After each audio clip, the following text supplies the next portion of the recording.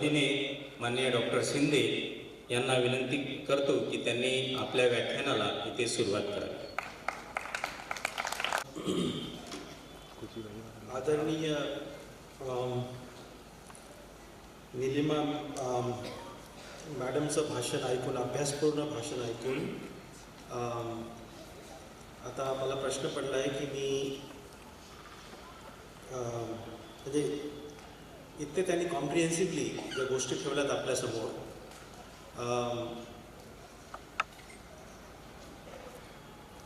तर ते ऐकून मला असं वाटतं की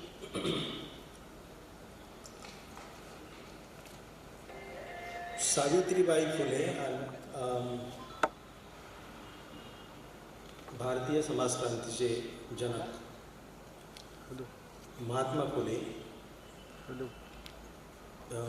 त्यांचे विद्यार्थी डॉक्टर आंबेडकर, कर्मयोगी गाडगे महाराज, राष्ट्रसंत तुकोबा तुकडोजी महाराज,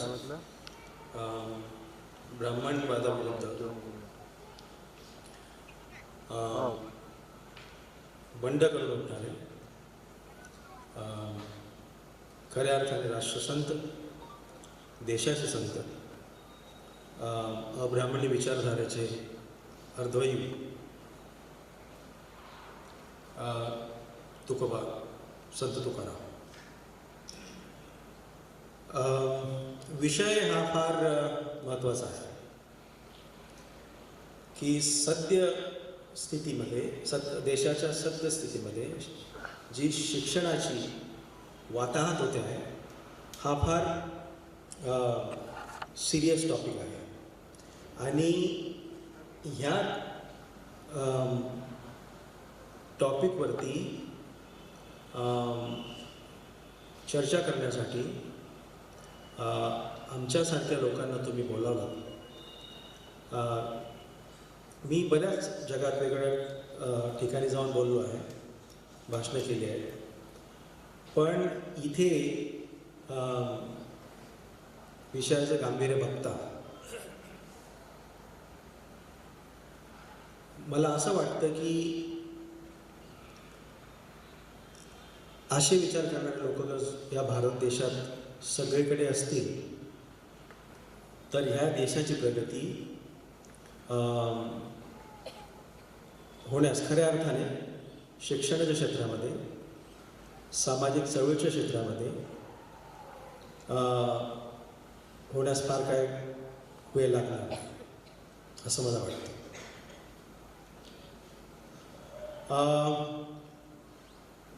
मी जेव्हा इथे आलो, मी बघितलं की तिथे ड्रोन फिरत होतं. हे अत्याधुनिक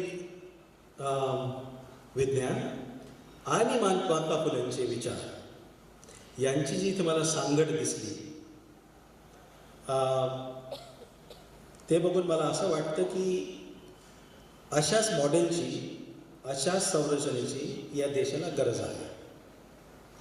निलिमाताईंनी सांगितलं की 18 शाळा आता बंद होते, हजारो शिक्षक अनएम्प्लॉईड होते. जिथे, ज्या देशामध्ये शाळा जर बंद होत असतील आणि मंदिरं उभं राहत असतील, त्या देशाचं येणाऱ्या काळामध्ये काय होणार आहे याची प्रचिती आपल्याला इथूनच दिसते. महात्मा फुलेंनी, क्रांतिज्योती सावित्रीबाई फुलेंनी 19व्या शतकात महिलांसाठी, मुलींसाठी शाळा सुरू केली. त्यांना शिक्षणासाठी इथल्या ब्राह्मणी व्यवस्थेने शिक्षणाचा हक्क नव्हता दिला.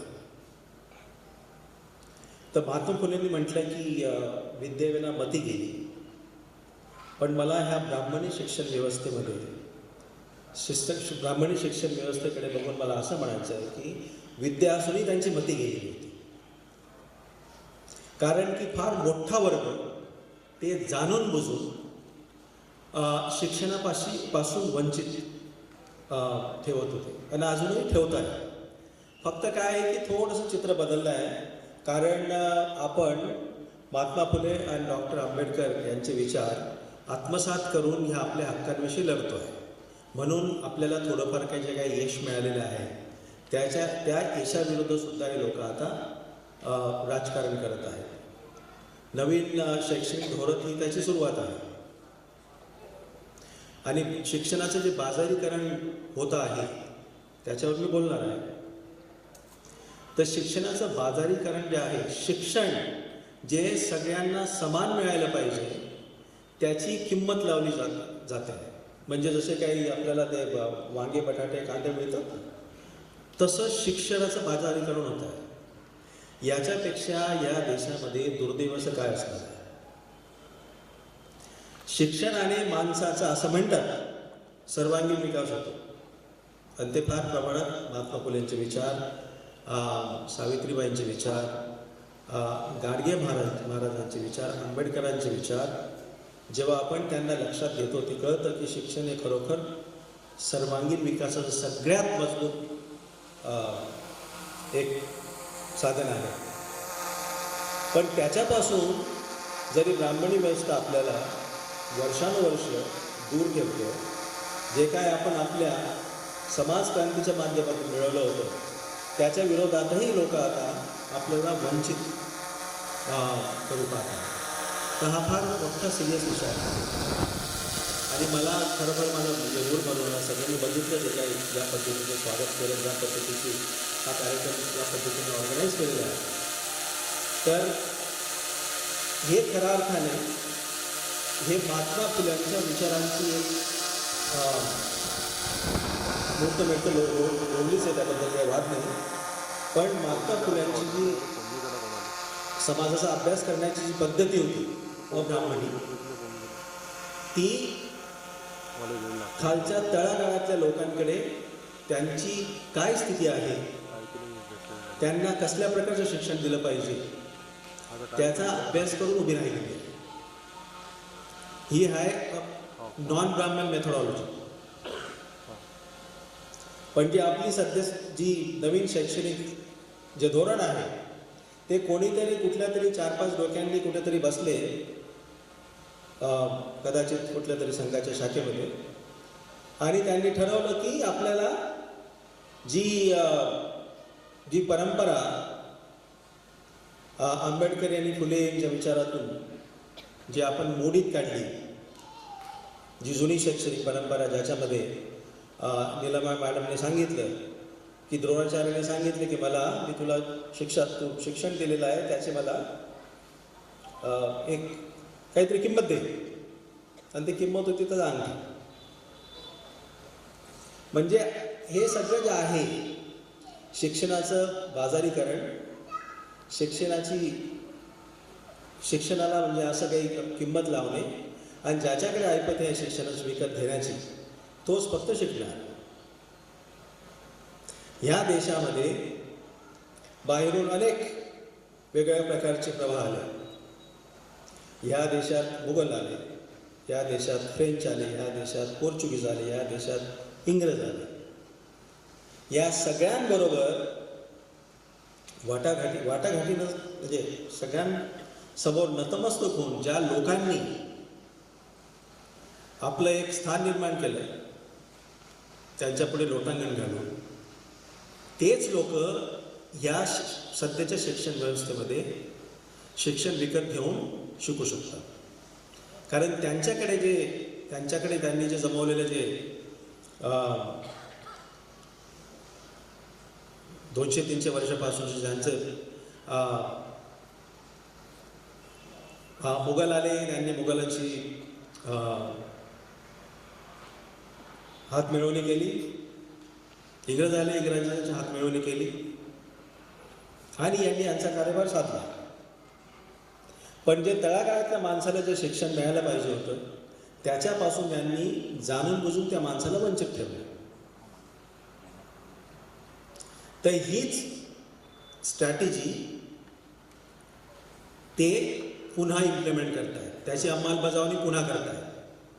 आणि म्हणून शिक्षणाचं बाजारीकरण ही त्यांची हतोटी आहे. ह्या देशात त्यांना काही आता दिसत नाही म्हणून त्यांनी अमेरिकेत आणि इंग्लंडमध्ये जाऊन तिथे व्यवस्थित तिथे प्रस्थापित ते बनू पाहत आहे. पण या देशामध्ये तळागाळातला जो वर्ग आहे त्याचं काय होणार? त्यांना कुठल्या प्रकारचं शिक्षण आपण उपलब्ध करून देणार आहोत? म्हणजे काय की मुठभर लोकांनी शिक्षण आपल्या कब्जात ठेवायचं, त्याला कंट्रोल करायचं आणि त्याचबरोबर शिक्षणच नाही कंट्रोल करायचं, पण त्यांनी कसं जगायचं, त्यांनी काय करायचं, त्यांनी कुठल्या प्रकारच्या नोकऱ्या करायच्या, याचं सगळं तंत्र या लोकांनी आत्मसात केलेलं आहे. त्याच्या विरुद्ध आपल्याला बोलायचं. आणि म्हणून ह्या परतवाडा गावामध्ये ह्या शाळेमध्ये जे मी बघतोय समोर जे लोक बसले आणि त्यांच्यामध्ये जी तळमळ आहे की तळागाळातल्या प्रत्येक व्यक्तीला शिक्षण हे मोफत मिळालं पाहिजे. पण त्या शिक्षणाची आज आपण किंमत लावतो, त्याचं बाजारीकरण होतं. या देशामध्ये मोठे मोठे खाजगी विद्यापीठं उभे राहतात. जिंदाल आहे, अजय प्रेमजी आहे, अशोक आहे. तिथून आपण महाराष्ट्रात आलो इकडे MIT आहे, फ्लेम युनिव्हर्सिटी आहे. प्रत्येक शहरामध्ये खाजगी विद्यापीठं जसे काही रोजच उभे राहतात. म्हणजे ह्या देशामध्ये एका वर्गाकडे एवढा पैसा आहे की तो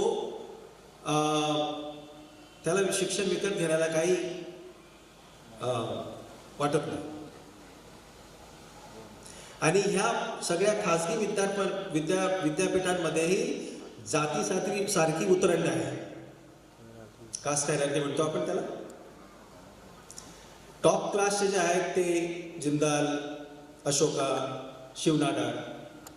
त्याच्यानंतर तुम्हाला दिसतात गालगोटियासारखे जे बाहेरून टेक्नॉलॉजी विकत घेऊन आणतात आणि सांगतात की आम्ही बनवली.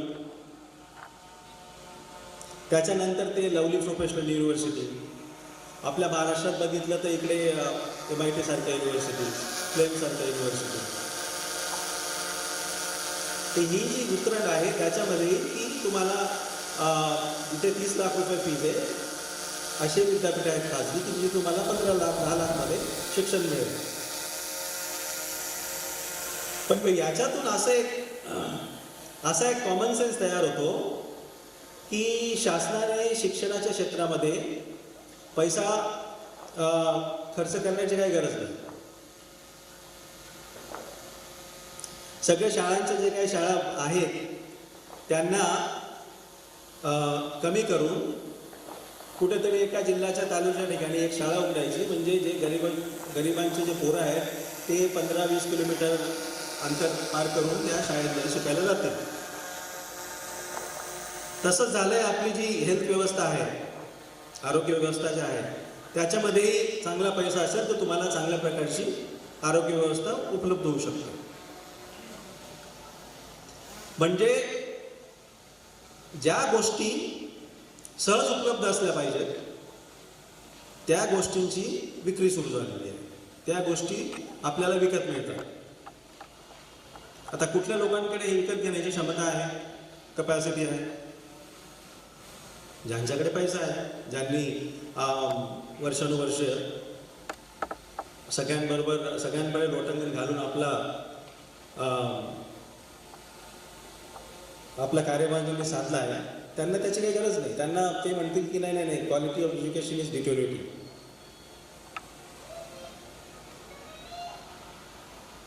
कारण काय की त्यांना दुसरीकडे खाजगी विद्यापीठ उभे आहेत, तिथे जाऊन ते शिक्षण घेऊ शकतात.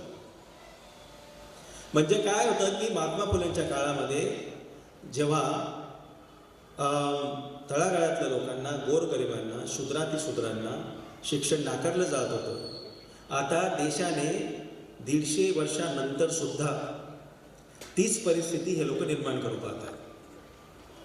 म्हणून हे जे खाजगी शिक्षणाचं स्तोम माजवलं आहे ते याच्यासाठी.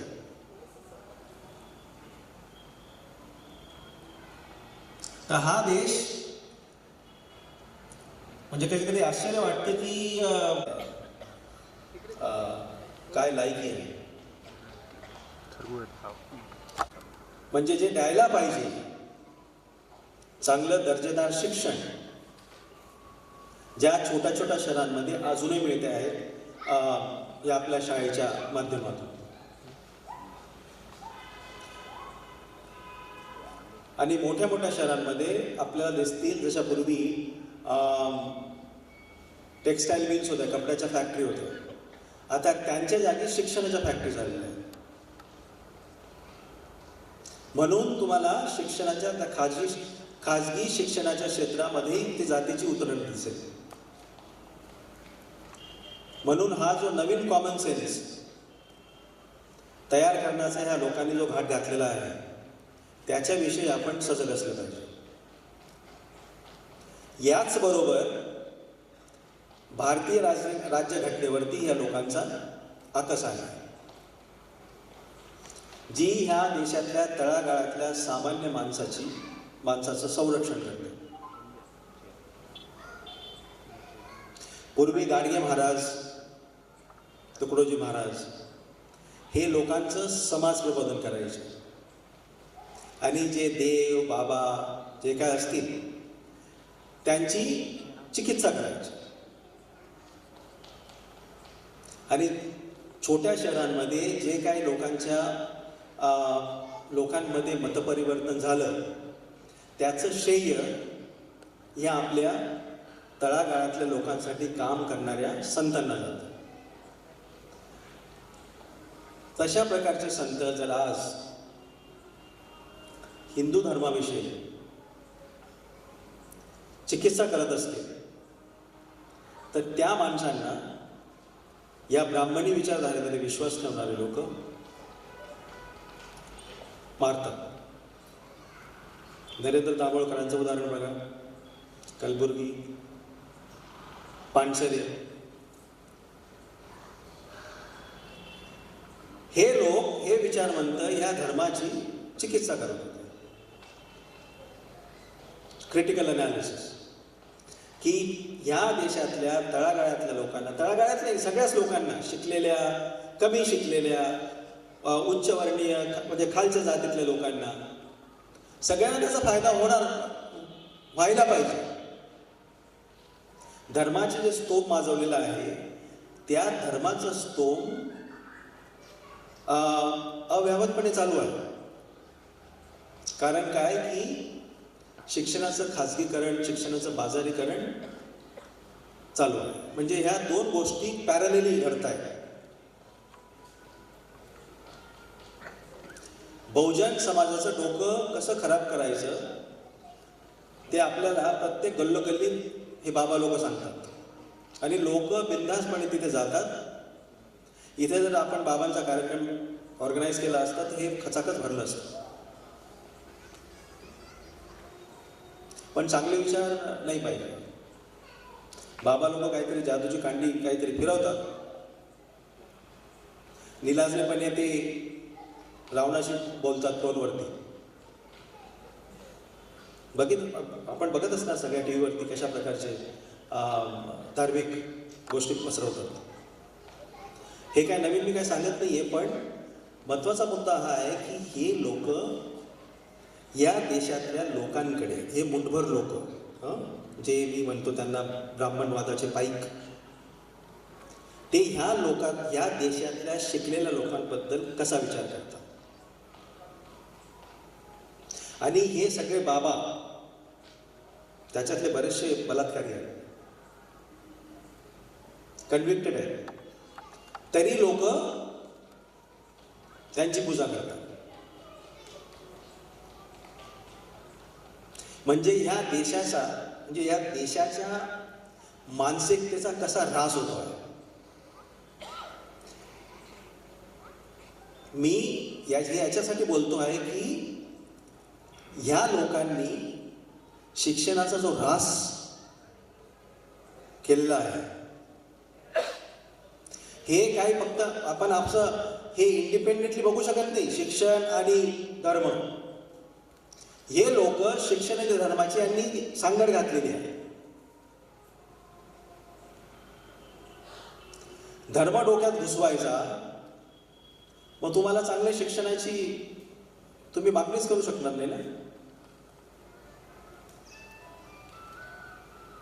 म्हणजे हे काही देशात जे चालू आहे हे खरोखर चिंताजनक आहे. आणि याच्या विरुद्ध जोही कोणी बोलेल, जोही कोणी ह्या प्रकारच्या समाज व्यवस्थेची चिकित्सा करेल, त्याला ते मारतात. आपण बरेचसे उदाहरणं आपल्या समोर आहेत. म्हणजे लोकांना धमकावून धर्माचा स्तोम माजवण्याचा जो प्रकार चालू आहे, आणि याच्यातून शिक्षणाचं बाजारीकरण करण्याचा व्यवस्थित आपला ते कार्यभार साधत आहे.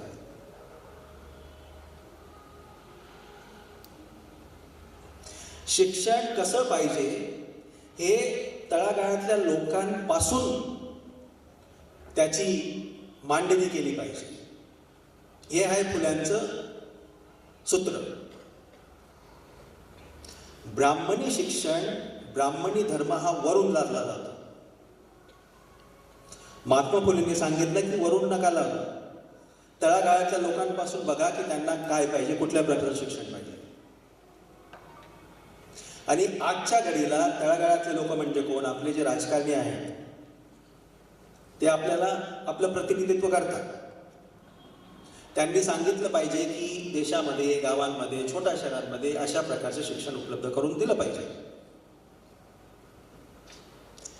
पण दुर्दैवाने आपले जे राजकीय प्रतिनिधित्व आहे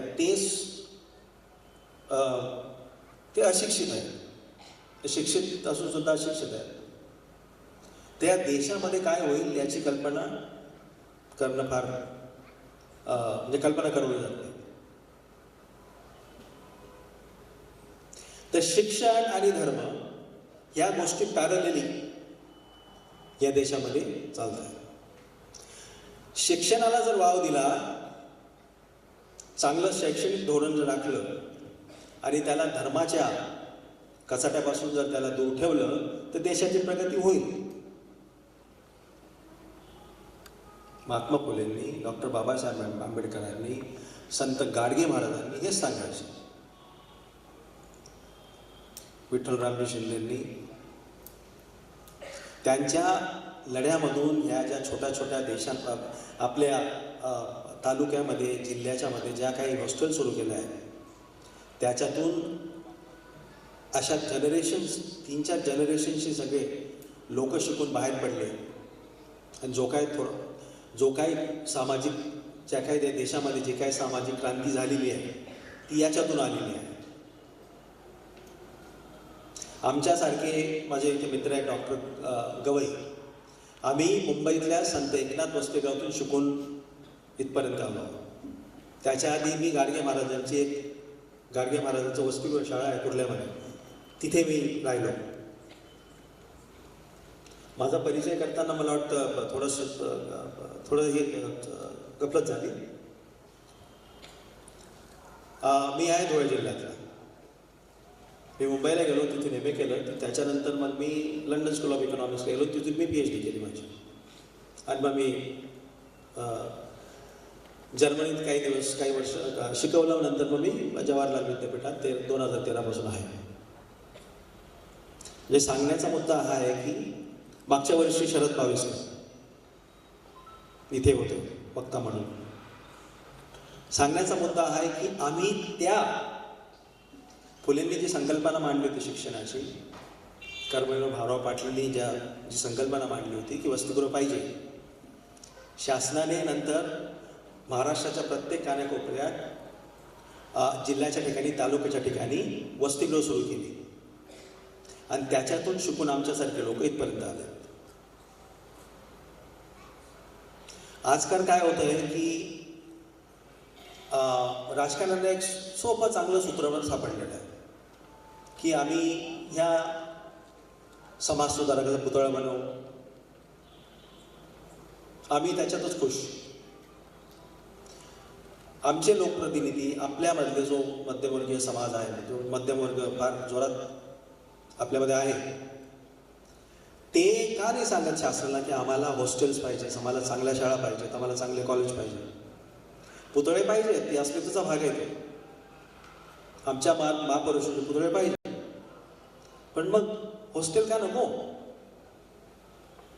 आम्ही जिथे मुंबईला राहायचो संत एकनाथमध्ये, तिथे मला वाटतं अजूनही 150 रुपयेच मिळतात. मी तिथे होतो 96, 94, 95, 96. आता वाढले की माहिती नाही, मला वाटतं तेवढेच आहे. छोट्या शहरामधून, छोट्या गावामधून जेव्हा लोक शिकायला जातात मोठ्या मोठ्या शहरांमध्ये, त्यांना ह्या वसतिगृहाच्या माध्यमातून फार मोठी मदत होते. शिक्षण मिळतं, शिक्षण जे ज्याचा आज फार जोरात मोठ्या प्रमाणात बाजारीकरण चालू आहे.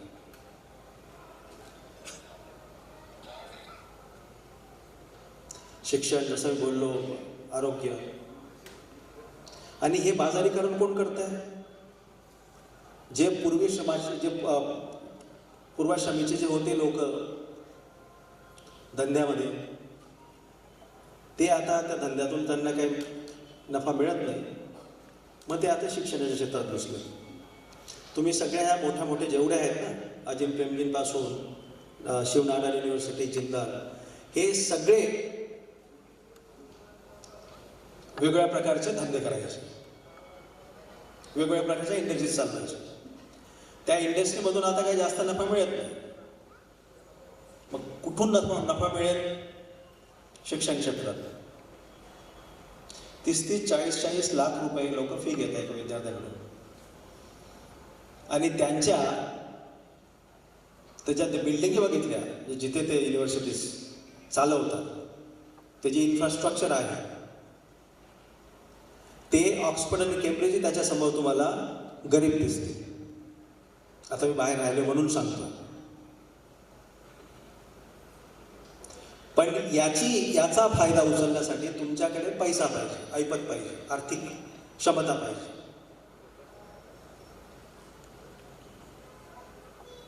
कोण जाते इथे शिकायला?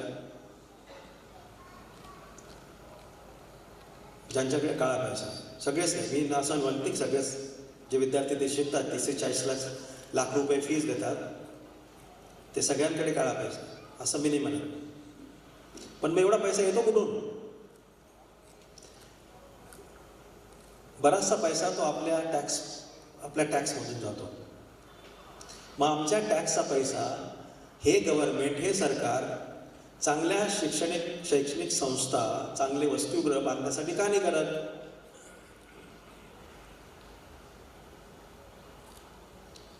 परत धर्म येतोच त्याच्यात. नाशिकच्या कुंभमेळ्यासाठी 70,000 झाडं तोडली जातात. आता तुम्ही म्हणणार की आता त्याचा काय शिक्षणाचा काय संबंध आहे? पण जे धार्मिक शिक्षण आहे, ते धार्मिक शिक्षक आपली जी सतसत विवेकबुद्धी आहे त्याला इजा करते. धर्म हा 4 भिंतींच्या आतमध्ये पाहिजे, रस्त्यावरती नाही. कुठलाही असो तो धर्म. पण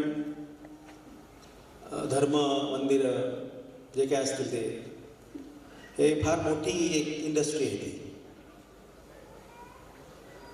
तुम्ही विचार करा, महात्मा फुलेंनी 150 शाळा काढल्या. त्याच्यानंतर डॉक्टर बाबासाहेब आंबेडकरांनी महात्मा फुलेंचं काम पुढे नेलं. त्यांनी मुंबईसारख्या अत्यंत महागड्या एरियांमध्ये कॉलेजेस सुरू केली. औरंगाबाद, नांदेड, मुंबई. हे कशासाठी? की तळागाळातल्या माणसाला शिक्षण उपलब्ध करून देण्यासाठी. आणि शासनाने शासनही त्याच्यात पैसे टाकत होतं. ज्या ग्रांटेड म्हणतो आपण ना, तो कंत्राटी शिक्षक, त्याला जर व्यवस्थित पगार नसेल मिळत, तो तयारी करून तिथे शिकवायला जाईल. आणि ते कुठल्या प्रकारचे शिक्षण तो देईल? म्हणजे शिक्षणाचा जर सर्वांगीण विकास करायचा असेल तर विद्यार्थ्यांबरोबर शिक्षकांचा विचार केला पाहिजे. पण तिथेही नोकऱ्या विकत मिळत आहेत आजकाल. हे फक्त पब्लिक परसेप्शन नाही आहे, याच्यावरती बराच अभ्यास केला लोकांनी. म्हणजे शिक्षण हे कमॉडिटी झालं. जसं घर विकत घ्यायचं असेल किंवा काहीतरी तुम्हाला दागिने विकत घ्यायचे असतील,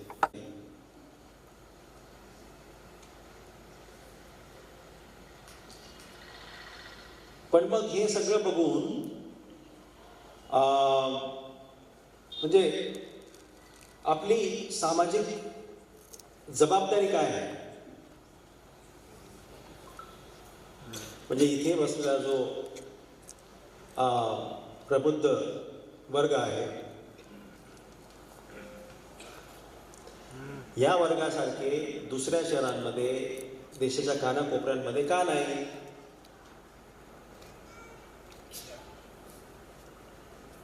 गाडगे महाराजांचे ज्यांनी जे विचार पसरवले, त्या आमच्या आधीची जी पिढी आहे त्या पिढीने ते विचार आत्मसात केले आणि अशा शाळा कॉलेजेस उभ्या आहेत.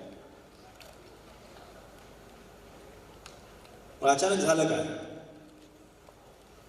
90 नंतर आपल्या देशाचे अर्थकारण ते पूर्ण बदललं आणि तिथूनच खाजगीकरणाची सुरुवात झाली. पाश्चात्य देशांमध्ये 70-80 पासून ही सगळी चळवळ सुरू होती, म्हणजे खाजगीकरण कसं करावं असं. ते आपल्याकडे ते 90मध्ये आले आणि 90 पासून सगळ्या प्रायव्हेट कॉलेजेस, प्रायव्हेट युनिव्हर्सिटीज मागच्या 10-15 वर्षामध्ये जे ह्या खाजगी विद्यापीठाचा स्तोम माजलेला आहे ते फार आहे. आपला मिडल क्लास काय करतोय? मिडल क्लास, मध्यम वर्ग ह्या देशातला सगळ्यात पॉलिटिकली कॉन्शियस वर्ग समजला जातो. म्हणजे जे फार श्रीमंत लोक आहेत त्यांना त्याची काही गरज नाही, पण मिडल क्लासला त्याची जेव्हा झळ बसायला लागते तो क्लास उठाव करून उठतो, अशी आपली अपेक्षा असते. कारण देशात आतापर्यंत जेवढे कुठे काही ज्या क्रांत्या झाल्या त्याच्यामध्ये मिडल क्लासने फार मोठा रोल, म्हणजे मिडल क्लास हा एक आयडियाज देणारा, मतप्रवाह निर्माण करणारा क्लास आहे. मग तो ते सगळ्या तिची मतं खाली येतात आणि मग लोकांमध्ये समाजक्रांतीसारखे हे निर्माण होतं आणि तिथून नवीन विचाराला सुरुवात होते.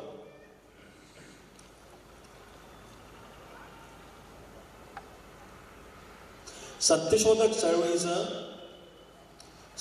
चळवळी का नाही फोफावली? जवळकरानंतर, जेधेनंतर काय झालं असं अचानक? काही लोक काँग्रेसकडे गेले, पण मग चळवळ राहिली पाहिजे होती ना जागेवरती. त्या चळवळीला काय झालं?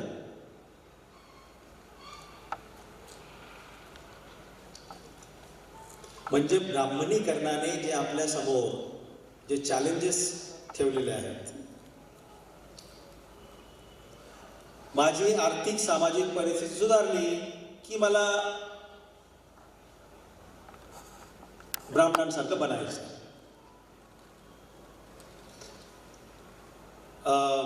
समाजशास्त्रामध्ये एक संकल्पना आहे संस्कृतायझेशन. मी याच्यासाठी बोलतो आहे की या प्रकारची जी विचारधारा आहे जी समाजामध्ये रुजावते की मला यांच्यासारखं बनायचं आहे, समाजशास्त्रामध्ये त्याला म्हणतात रेफरन्स ग्रुप थेअरी, की मला यांच्यासारखं बनायचं आहे म्हणून मी यांच्यासारखं बनणार आहे. पण मग आपली नाळ आपल्या समाज घटकाचा जो भाग आहे, तळागाळातल्या लोकांबद्दल जी आपली भावना आहे ती नष्ट होते. सत्यशोधक चळवळीचे हेच झालं.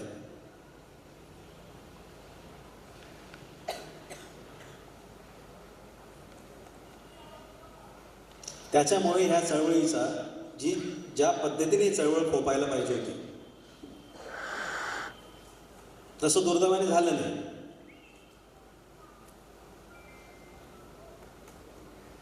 म्हणजे आपलं जे संचित होतं फुलांच्या कार्यातून आपण जे मिळवलं त्याचं काय? आपल्याकडे या शिक्षणाचं जे बाजारीकरण झालंय, जे खाजगीकरण होतंय, त्याच्यावरती सोल्युशन काय आहे? भाषण करणं, त्याच्यात त्रुटी दाखवणं हा एक भाग. पण त्याच्यासाठी उपाय, सोल्युशन, औषध आपल्याकडे आहे का काय औषध? म्हणजे जेणेकरून हे जे चक्र आहे त्या चक्राला उलट फिरवता येईल का? आपल्या लोकप्रतिनिधींकडे आहे का काही उपाय?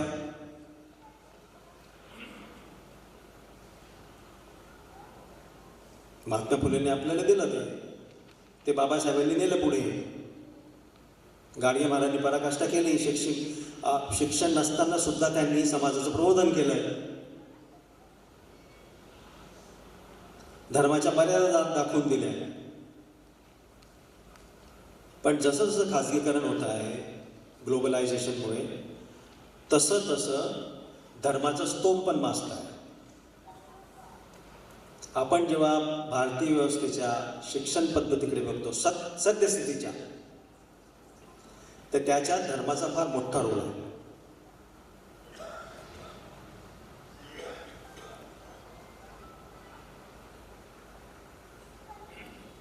धर्म हा 4 भिंतीच्या आडच असला पाहिजे असं आपल्याला एकंदरीत आधुनिकतावाद जो आहे, मॉडर्निटी म्हणतो आपण त्याला, आधुनिकतावाद हेच सांगते. पण तसं होताना दिसत नाही.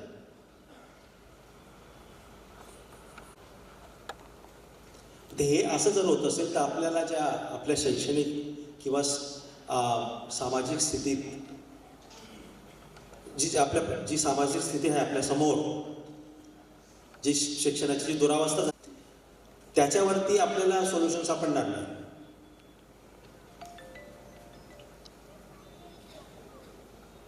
जसं मी सांगितली, या बाजारीकरणामुळे जसे शिक्षणाची खाजगी शिक्षकांना सांगतात की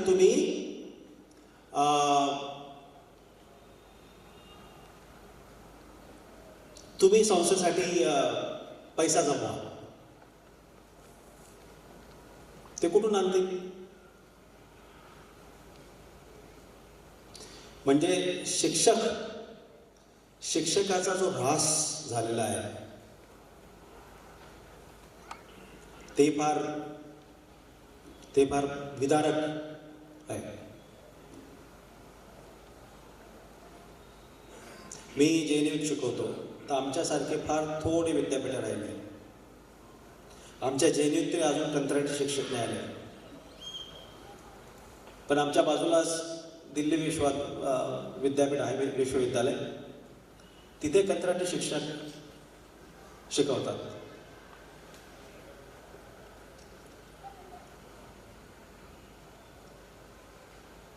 आणि ते लोक त्या कंत्राटी शिक्षकाच्या नोकरीसाठी पैसे देतात.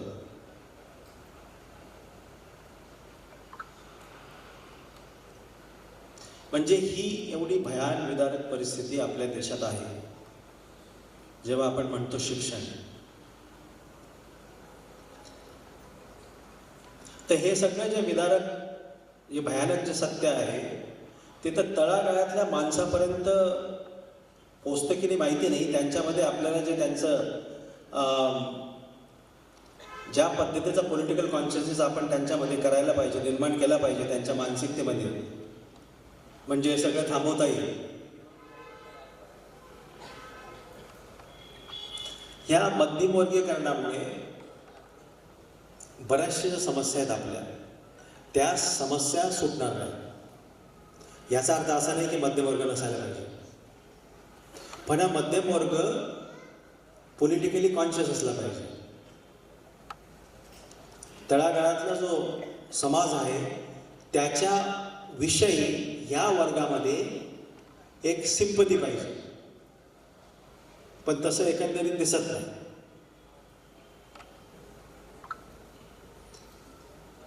आणि तळागाळातला माणूस जो आहे तो इतका त्याच्यात खितपत पडलेला आहे, तर त्याला काय करावं, त्याला रोजगार व्यवस्थित मिळेल की नाही ह्या वंचनेमध्ये तो आहे.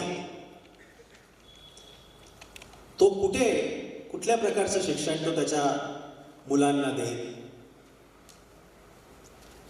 याचा दुसरा दुष्परिणाम असा आहे की मुलींना शाळेतून काढलं जातं, कारण त्यांना ते परवडत नाही. मुला मुलींना महात्मा फुलेंनी मुलींसाठी सगळ्यात मुलींसाठी, सगळ्यात तळागाळातल्याच नाही, सगळ्यात मोठं काम स्त्रियांच्या साठी जर कोणी केलं असेल तर ते महात्मा फुले. हे काय नवीन मी असं काही सांगत नाही. तर आता ती त्यावेळेला जी परिस्थिती होती तशीच परिस्थिती थोड्याफार फरकाने आपल्या समोर दिसते.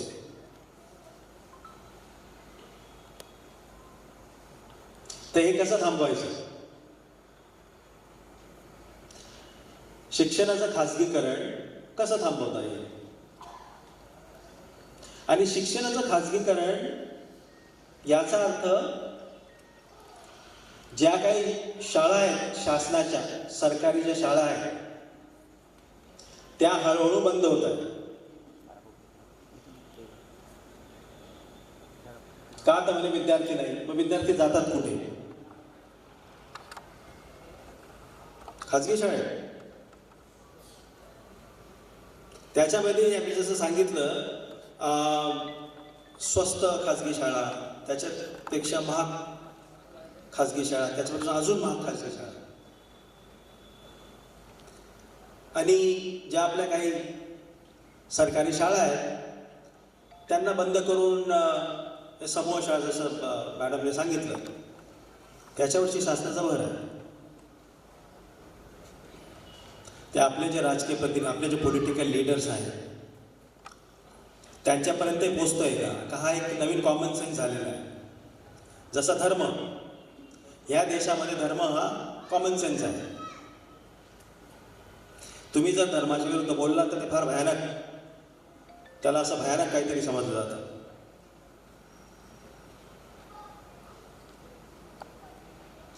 संविधान या देशामध्ये कॉमन सेन्स आहे का?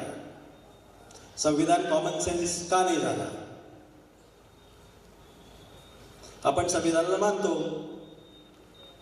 आपण संविधानामध्ये जे काही सगळे जे आहे त्याचे प्रिन्सिपल्स ते पाळतो, पण मग संविधान आपला कॉमन सेन्स का नाही आहे? धर्म का आहे कॉमन सेन्स? मी इंग्रजी शब्द कॉमन सेन्स यासाठी वापरतोय की तो आपण रोजच्या आपल्या याच्यामध्ये तो वापरतो. आपल्याला जर कोणी म्हटलं की तुला कॉमन सेन्स नाही, मग आपल्याला फार वाईट वाटतं. म्हणजे तो सेन्स व्हेरी इझिली अवेलेबल. आपल्याला काय नाही वाटत की आपण आपलं संविधान आपलं कॉमन सेन्स झालं पाहिजे. महात्मा फुलेंनी जी काय क्रांती आणली या समाजामध्ये, तो आत्तापर्यंत मला असं वाटतं की तो आपला कॉमन सेन्स होता. त्यांच्यानंतरचे जे काही समाजसुधारक आले, डॉक्टर आंबेडकर, गाडगे महाराज, बरेच लोक आहेत, विठ्ठलरामजी शिंदे, त्यांनी शाळा उभ्या केल्या, त्यांनी वसतिगृह उपलब्ध करून दिले. गाडगे महाराजांनी शिकलेलं नसताना सुद्धा लोकांचं धर्मावरती त्यांनी हसून ओढले आणि लोकांमध्ये शिक्षण किती महत्त्वाचं आहे आणि अंधश्रद्धा किती आपल्या विरोधात आहे ते दाखवून दिले. हजारो शाळा गाडगेबाबांनी सुरू केल्या. शिक्षण शिकलेलं नसताना सुद्धा आश्रमशाळा आदिवासी तालुक्यांमध्ये, जिल्ह्यामध्ये, मुंबईसारख्या ठिकाणी धर्मशाळा, आश्रमशाळा अजूनही चालत आहेत त्या मुंबई, नाशिक, पुणे. तर त्यांची परिस्थिती खराब आहे. उलट काय होत आहे की फार मोठ्या अशा सुंदर अशा मॉल सारखे खासगी विद्यापीठे दिसतील तुम्हाला पुण्याला, मुंबईला, दिल्लीला, मोठमोठ्या शहरांमध्ये कुठेही जा. तर हा एक नवीन कॉमन सेन्स झाला आहे. तर याच्या विरुद्ध काय करायचं पार पाडणार आहे. हे फार मोठं आपल्या समोर चॅलेंज आहे.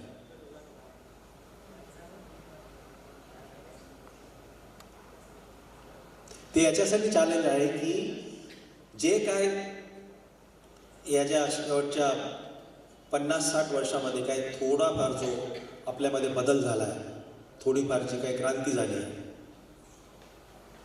ती क्रांती इथे ती थांबायला नको.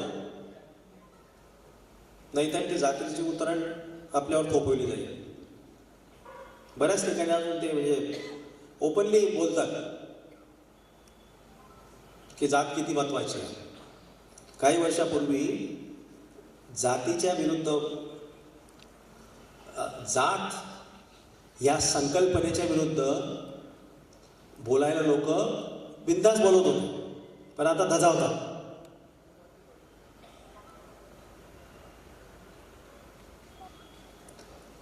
हे समाजशास्त्र आहे सगळे त्याचं. तो शिक्षणाची जी वाताहत होते ते समजून घेण्यासाठी आपल्याला, मला असं वाटतं की तर समाजशास्त्रीय दृष्टिकोनातून बघितलं तर आपल्याला बरेचसे त्याच्यातले उत्तर सापडते की कुठला, आपण तळागाळातले लोक जेव्हा म्हणतो तेव्हा आपण ते त्याच्याकडे जात याच्यातून बघत नाही, त्याच्याकडे क्लास म्हणून बघतो. महात्मा फुलेंनी जे शूद्राती शूद्र जो हा क्लास तयार केला तो याच्यासाठीच केला की सगळ्यांना एकत्र आणून एक समाज क्रांती आपण घडवून आणू शकतो. पण त्याच्यानंतर काही लोक मग वेगवेगळ्या जातीत विखुरले गेले.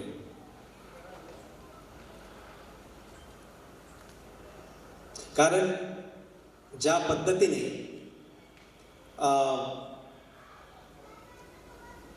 आंबेडकरांचे विचार, महात्मा फुलेंचे विचार आपण आत्मसात करायला पाहिजे होते, मला वाटतं आपण कुठेतरी कमी पडलो.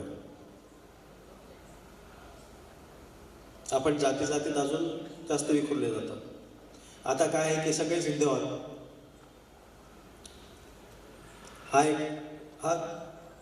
हा राजकीय पॉलिटिकल प्रोपोगंडा आहे. हिंदू हिंदू हिंदू, आणि तो फार अपिलिंग वाटतो. हा मी हिंदू आहे, पण खरोखर हिंदू आहे का? हिंदू ही ॲबस्ट्रॅक्ट नोशन आहे. कॉन्क्रीट काय आहे देशामध्ये? जात.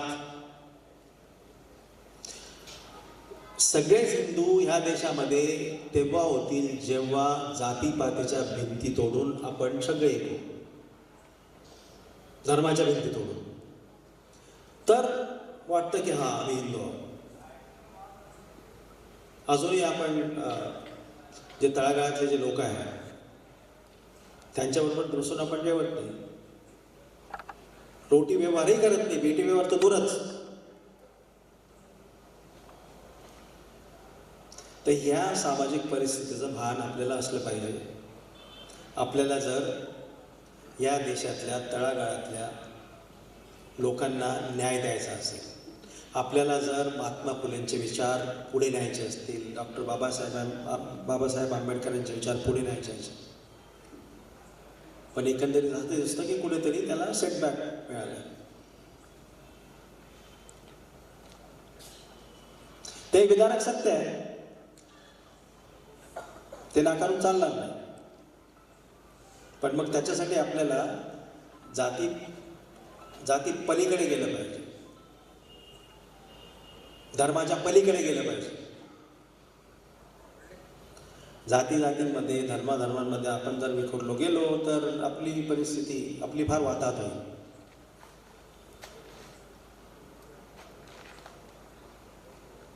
राहील काय? मार्केट.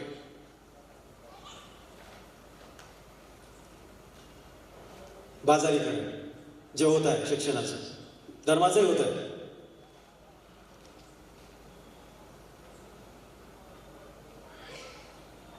तर हे बाजारीकरण आता सध्या परिस्थिती तरी आपण शिक्षकानेच बघूया. तर ह्या ज्या शाळा कॉलेजेस आहेत, ज्या शासनाच्या ज्या ग्रांटेड आहेत, त्यांना कसं वाचवता येईल त्याचा तर आपण विचारच नाही करत. कारण आपल्याकडे खाजगी प्रायव्हेट शाळा आहेत, कॉलेजेस आहेत, युनिव्हर्सिटीज आहेत.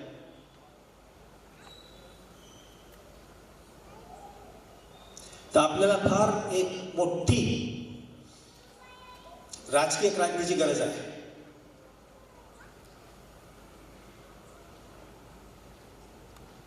आणि आपल्यामध्ये ती जी त्या राजकीय क्रांतीची, समाज क्रांतीची जी लेगसी आहे, जी आपण फुल्यांकडून घेतली आहे, त्याला कसं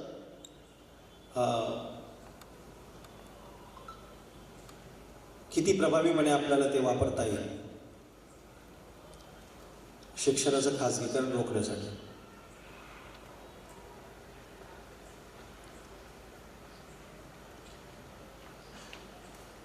आपले जे लोकप्रतिनिधी आहेत, सुरुवात आपण तिथून केली पाहिजे. समाजामध्ये जे प्रतिदेश आहेत, मिडल क्लास ज्याला आपण म्हणतो, आपण तिथून सुरुवात केली पाहिजे. तळागाळातला जो वर्ग आहे त्याला काम करण्यावाचून, त्याला कष्ट करण्यावाचून काही दुसरा काही उपाय नाही. पण त्याच्यावरती जे आहे, जो शिकलेला जो वर्ग आहे, त्या वर्गाने, मिडल क्लासने एक फार महत्त्वाची भूमिका बजावण्याची वेळ आलेली आहे. आणि मला फार बरं वाटलं की मी इथे आलो. मला तुम्ही लोकांनी बोलावलं आणि सगळं बघून मला वाटतं की बाबा ऑल इज नॉट लॉस्ट. पण याचं हे कसं पसरवता येईल हे करणं गरजेचं आहे. आता हा कार्यक्रम, असा कार्यक्रम इथे झाला, बाजूच्या शहरामध्ये कसा होईल, मग तिथून मग लोकांना कसं जोडलं जाईल. महात्मा फुलेंनी तेच केलं. त्यांच्या नंतरची सत्यशोधक विचारवंतांची पिढी होती, जवळकर, जेधे. जेव्हा टिळक म्हटले होते की मुलींना शिक्षणासाठी पैसा नाही आहे, टिळकांवरती सत्यशोधक समाजाच्या कार्यकर्त्यांनी अंडे आणि हे फेकले होते, टमाटे. आणि टिळकांना तिथून काढता पाय घ्यायला, तिथून त्यांना त्या स्टेजवर उतरून त्यांना पळून जायला लागलं. त्यावेळेला जर होऊ शकतं तर आता आपली परिस्थिती तर बरी आहे, का नको व्हायला. आपले जे राज्यकर्ते निर्डावलेले आहेत, सगळे अर्ध्यापेक्षा जास्त ते अशिक्षित आहेत. यांना राजकीय दृष्ट्या सरळ करायला काय वेळ लागतो. कारण त्यावेळेला सत्यशोधक तळागाळामध्ये पोचली होती.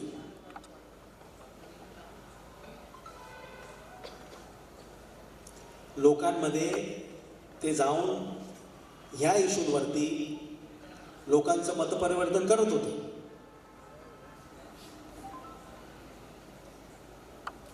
जवळकडे 35 वर्ष मेले वयाच्या.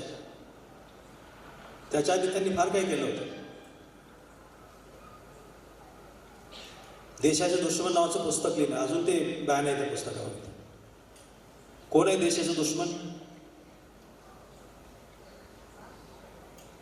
टिळकांसारखे लोक, त्यांच्यामध्ये ते राजकीय धारिष्ट होतं की तुम्ही आहात. आज तशी परिस्थिती आहे. ते राजकीय धारिष्ट असणं गरजेचं आहे. शिक्षण ही एक जमेची बाजू आहे. त्याच्यामुळे तुम्हाला राजकीय धारिष्ट तुमच्यामध्ये ते धाडस येतं की कोणाला कसे प्रश्न विचारावे. 70,000 झाडं कुंभमेळ्यासाठी तोडू नका लोक सांगताय. ते पॉलिटिकल करेज, तशा प्रकारचं पॉलिटिकल करेज शिक्षण कसं वाचवावं याच्यासाठी आपल्याला दाखवणं गरजेचं आहे.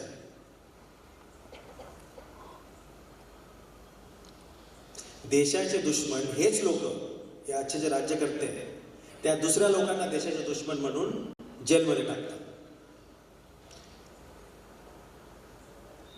मी तर म्हणतो जवळकडे जे ते काळाच्या फार पुढे होते, त्यांना माहिती होतं की देशाचे दुश्मन कोण आहे. आज जे काही होत आहे खाजगीकरण, शिक्षणाचं खाजगीकरण हा त्याचाच भाग आहे ना. शिक्षणाचं सार्वत्रिकरण करण्याच्या ऐवजी खाजगीकरण कशाला केलं पाहिजे? त्याच्यात नुकसान कोणाचं आहे? आता हे मला परत सांगण्याची गरज नाही. नीलिमा मॅडमने फार चांगल्या पद्धतीने ते आपल्याला सांगितलं.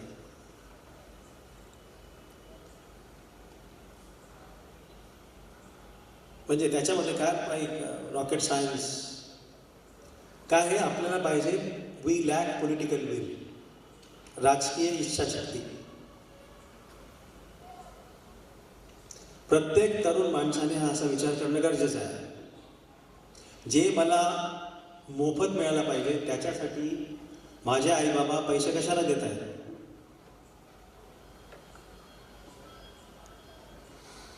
आम्हाला पैसे द्यायची काय गरज आहे? कुंभमेळ्यावरती पैसा खर्च करून कोणाचा फायदा होणार आहे?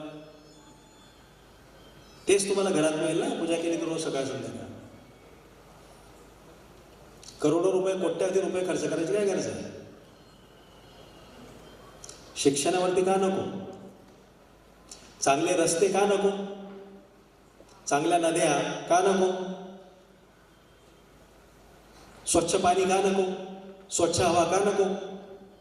ते तर फार दूरच राहिले. आता शिक्षणाची जर वाटा तेवढी या लोकांनी लावून टाकली, मुंबईच्या भाषेची वाट लावून टाकली, तर बाकीचे प्रश्न तर त्याचा आपण विचारही करत नाही.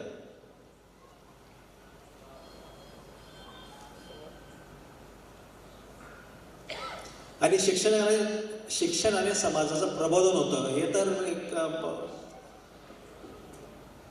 याच्यात नवीन सांगण्याचं असं काही नाही. म्हणून एका वर्गाला शिक्षणापासून वंचित ठेवणं ही ह्या लोकांची फार जुनी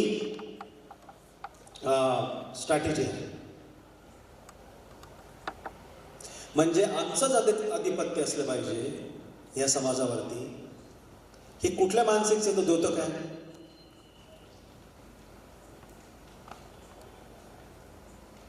म्हणजे क्लास, वर्ग व्यवस्था, वर्ग संघर्ष हे प्रत्येक समाजामध्ये आहे, पण इथे थोडं जास्त दिसतं. आणि हे सगळं हे करण्यासाठी आता नवीन नवीन कायदे आणतायत. जनसुरक्षा विधेयक, जनसुरक्षा कानून. कोणाला म्हणे तर आम्ही नक्षलवाद्यांना अटक करणार. आता कोण आहे नक्षलवादी?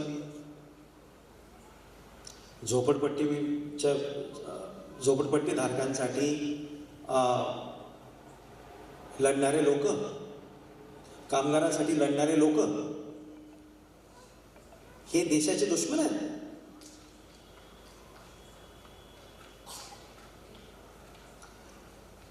परिस्थिती फारच विचित्र आहे. ज्या पद्धतीने लोकांचं प्रबोधन व्हायला पाहिजे गल्लोगल्लीत, तिथे गल्लोगल्लीत ते बाबा लोक धर्मावरती काय काय लोकांचं डोकं खराब करतात. आणि हजारो लोक ते सत्संग, अटेंड करायला जातात. गाडगेबाबा हेच करायचे, पण सांगायचे की शिक्षण किती महत्त्वाचं आहे, सांगायचे की अंधश्रद्धा किती भयानक प्रकार आहे, तुम्ही तुमच्या मुलामुलींना शिकवा. गाडगेबाबा हेच करायचे. पण आता गाडगेबाबांच्या जागी दुसरे लोक आले जे म्हणतात की नाही, शिक्षण चांगलं नाही आहे, स्त्रियांनी शिकून परिवाराचं नुकसान होतं, फॅमिली ब्रेक्स डाऊन. म्हणजे अशी सडलेली गंजलेली मानसिकता आहे लोकांची.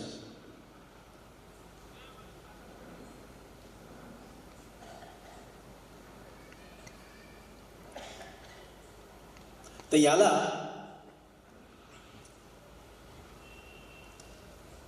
उपाय शोधणं गरजेचं आहे. तो आपला कॉमन सेन्स बनता कामा नये, नाहीतर परत जातीची उतरण तशीच उभी राहील आणि मग ते जास्त कठीण होत जाईल. म्हणजे आत्तापर्यंत आपण जे काही महात्मा फुलेंच्या, बाबासाहेबांच्या लढ्यातून जे कमवलं आहे ते सगळं नाहीसं होण्याची भीती आहे.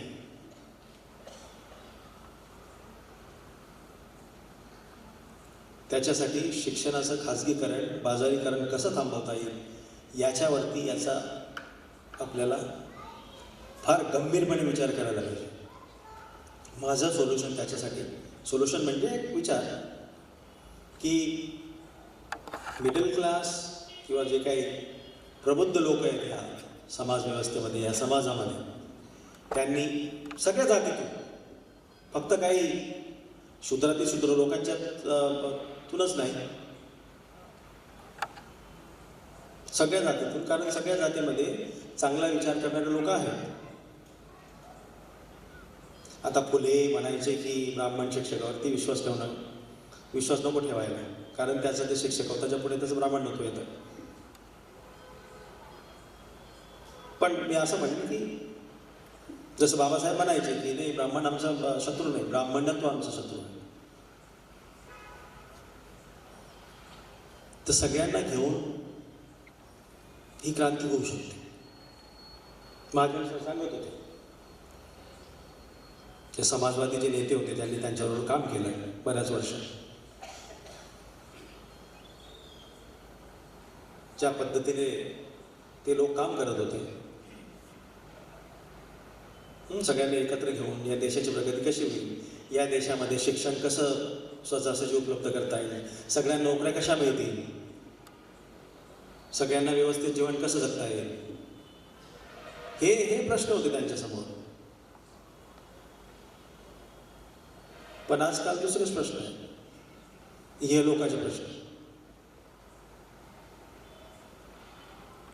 तर मला वाटतं की आपण जे इथे जे बोलतोय, चर्चा, आम्ही जेलीमध्ये हे मला तो रोजच करतो, इथेही करतात लोक. छोट्या छोट्या शहरांमध्ये, मी धुळ्यातून येतो, तिथेही लोक अशी चर्चा करतात. पण यांना कसलं सगळ्यांना, म्हणजे ज्या पद्धतीने महात्मा फुलेंच्या काळात सत्यशोधक चळवळ जी फोफावली, तसं का नाही होतं. आपण वेगवेगळ्या पार्ट्यांमध्ये विखुरलो गेलो, ते आपण रेकग्नाइज करणं गरजेचं आहे. नेहमी मुठभर लोक एकत्र येऊन जी क्रांती करतात ना, त्याची गरज आहे. आणि ते काय, मग नंतर सगळे लोक हळूहळू एकमेकाला जोडत जातात आणि मग क्रांती होते.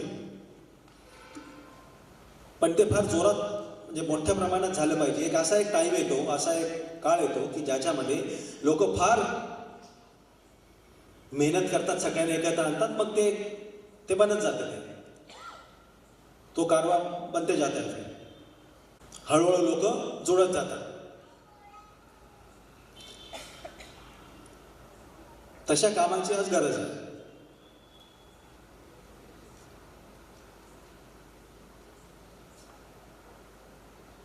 तर हे जे आहे, हे सगळं जे कम्प्लिसन्सी आहे की नाही, कोणीतरी येऊन काहीतरी करेल,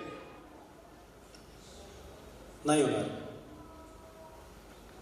आपल्याला आपल्या जातीच्या भिंती तोडून धर्माच्या भिंती तोडून पलीकडे जाऊन हे सगळं करायला पाहिजे. ब्राह्मणवादाचे पुरस्कार ते करतायत, सगळेच हिंदू आहेत, सगळेच हिंदू आहेत, मग सगळ्यांनाच का नको चांगलं शिक्षण मिळायला, चांगल्या सुविधा मिळायला, चांगले सरकारी हॉस्पिटल का नको. कोविडमध्ये लोकांना वाचवणारे कोण होतं? सरकारी हॉस्पिटल्स होते ना. प्रायव्हेट हॉस्पिटल्सवाले तर पॅकेजेस देत होते. तर हे करण्यासाठी मला वाटतं सगळ्यांनी एकत्र येणं गरजेचं आहे. आणि मला वाटतं तेच आपण महात्मा फुलेंकडून, डॉक्टर आंबेडकरांकडून, गाडगे महाराज जेव्हा लोकांचं प्रबोधन करायचे ते काय एका जातीला घेऊन नव्हते करत, ते सगळ्यांचंच प्रबोधन करायचे. आणि म्हणून जी काही थोडीफार क्रांती झाली ती आपल्या समोर आहे. पण मग सगळ्यात मोठा जो शत्रू आहे तो खाजगीकरण, foreign direct investment. Foreign direct investment कशी यायला पाहिजे या देशामध्ये हे आपल्याला रोज सांगितलं जातं. आणि ती फॉरेन डायरेक्ट इन्व्हेस्टमेंट आल्यानंतर काय होईल? लोकांना रोजगार उपलब्ध होईल, लोकांना सगळ्यांना कामं मिळतील. पण त्याची क्वालिटी काय असेल? कामगारांचं कोण संरक्षण करेल? त्यांना किती तास काम करायला लागेल? तो माणूस जर आजारी पडला तर त्याला त्या दिवसाचा पगार मिळेल का? नाही मिळाला तर मग त्याचं पोट कसं भरेल? याचे विचार कोणी करत नाही. म्हणजे जे असंघटित कामगार आहेत ना, इन्फॉर्मल सेक्टर जे आहे ते का फोफावत आहे? कारण लोक काय म्हणतात त्याला, रिझर्व्ह आर्मी ऑफ लेबर. 100 लोक तिथे आहेत, 10 नोकऱ्या आहेत. त्या 10 लोकांनी थोडंसं काही सुळूळ केली की आम्हाला पगार नाही दिला, त्यांना लगेच सांगते जा घरी. ती दुसरे आहेत गेटवरती उभे 100. इन्फॉर्मल सेक्टर जे आगीसारखं पसरत आहे, जवळजवळ आजची त्याची टक्केवारी जर बघितलं तर जवळजवळ 95 ते 96%, 95% आपल्या देशाची अर्थव्यवस्था ही इन्फॉर्मल सेक्टर चालवतं. आणि जे काही थोडेफार लोक आहेत 5%, 4%, 6%, ते फक्त सरकारी नोकरीवाले आहेत. मग अशी जर परिस्थिती आहे तर मग शिक्षणाबद्दल काय लोकांच्या मनात अनास्थाच होईल. सो आर्थिक परिस्थिती, आपली शैक्षणिक परिस्थिती, सामाजिक परिस्थिती, धार्मिक जे काही उन्माद चालू आहे, तर मला वाटतं ह्या सगळ्या गोष्टींचा विचार करणं गरजेचं आहे. मी काय जास्त खोलात जाऊन काही टेक्निकल डेटा काय तुमच्यासमोर ठेवलेले शिक्षणाच्या बाबतीत, न्यू एज्युकेशन पॉलिसी, त्याच्यावर मी बरंच काही बोलता येईल. पण मला वाटतं थांबतो आता, नाही तर आता 1 मिनटं घेतो मी. ते सगळं फार नैराश्याची परिस्थिती आहे.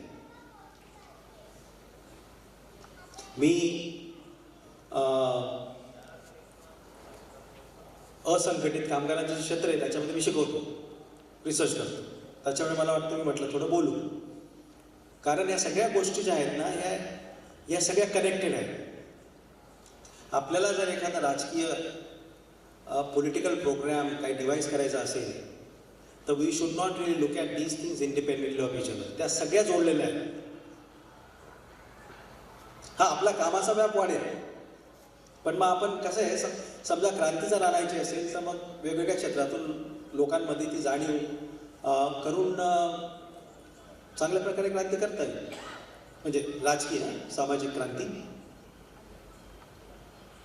फेरीवाल्यापासून तर जे काही सिक्युरिटी गार्ड म्हणा किंवा कंत्राटी शिक्षक म्हणा, किंवा आता फेरीवाला किंवा भाजी विकणारा, फळ विकणारा आणि कंत्राटी शिक्षक हा एकमेकांकडे बघण्याचा दृष्टिकोन वेगवेगळा आहे. मी शिक्षक आहे, मी त्याच्यासारखं कामगार थोडी आहे. पण जी जाणीव की आम्ही या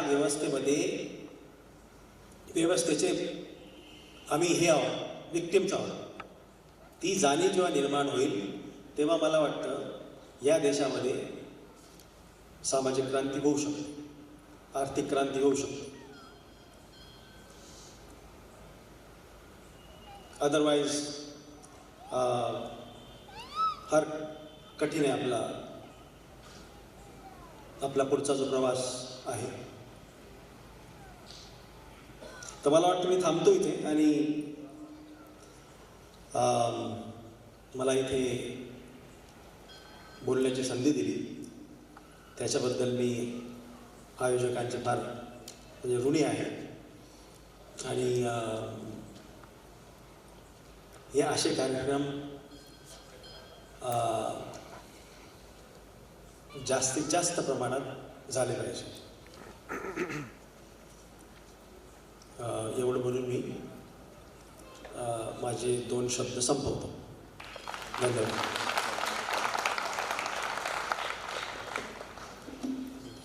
धन्यवाद सर. आपण अतिशय गांभीर्यपूर्वक आजचं वास्तव मांडलेलं आहे. आपण वर्तमान शैक्षणिक धोरणाचे विश्लेषण करताना पूर्वीच्या वसतिगृहातून आपण घडलो. संत गाडगेबाबा, राष्ट्रसंत महर्षी कर्वे यांनी ज्या शिक्षण संस्था उभारल्या त्यातून ही पिढी बनत गेली. आपल्याला संविधानाचा कॉमन सेन्स का येत नाही अशी त्यांनी खंत व्यक्त केली. पुढच्या वेळेस पैशानुसार शिक्षण, जेवढा पैसा तेवढंच शिक्षण, अशी परिस्थिती निर्माण होणार आहे. आता आपण बदललं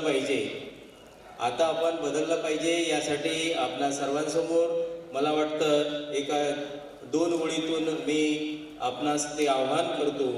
तू खुद को बदल, तू खुद को बदल, तू खुद को बदल, तू खुद को बदल तो जमाना बदलेगा, तू बोलेगा, मुंह खोलेगा, तभी तो जमाना बदलेगा. आपणा सर्वांना पुन्हा एकदा आठवण करून देतो की दिनांक 11 एप्रिल 2026 रोजी महात्मा फुले यांच्या जयंतदिनी जी वक्तृत्व स्पर्धा आयोजित केली होती त्याला उत्स्फूर्त प्रतिसाद लाभला. त्याचं बक्षीस वितरण अवघ्या आपण सुरुवात करतोय तेव्हा श्रोत्यांनी थोडा या कार्यक्रमाला वेळ द्यावा अशी विनंती करतो. या स्पर्धेचे परीक्षक माननीय कल्याण डोंगरे सर, माननीय श्री गंधर्व कुलकर्णी यांनी मंचावर यावे अशी मी त्यांना विनंती करतो.